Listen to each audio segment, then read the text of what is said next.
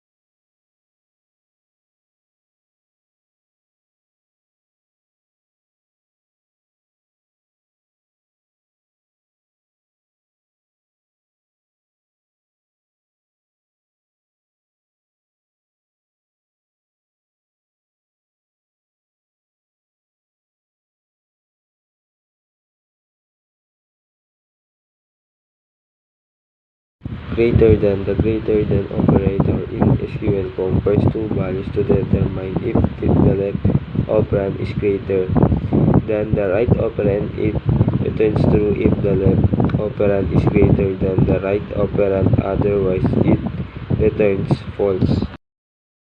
So now let's proceed to the video.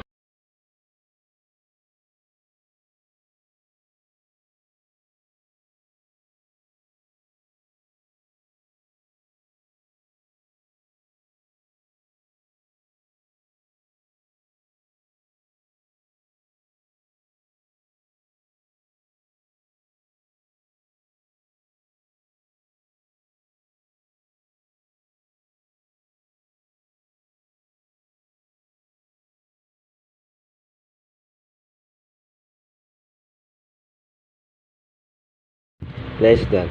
The less than operator in SQL compares two values to determine if the left operand is less than the right operand. It returns true if the left operand is less than the right operand, otherwise it returns false. So now let's proceed to the video.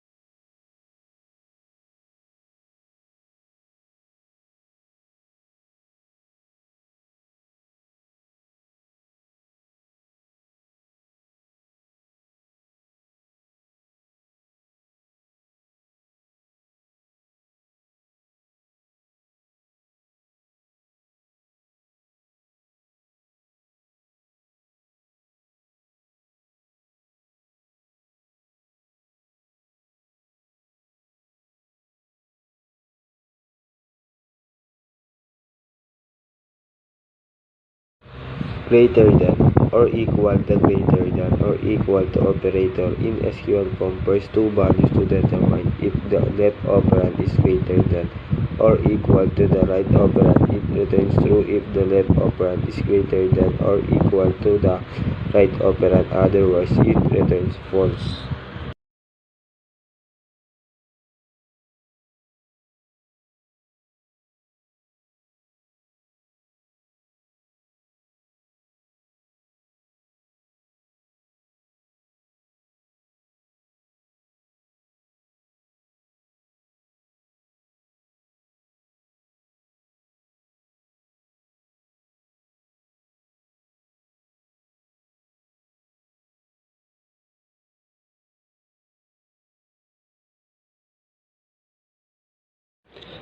The less than or equal to operator in SQL compares two values to determine if the left operand is less than or equal to the right operand, it returns true. If the left operand is less than or equal to the right operand, otherwise it returns false.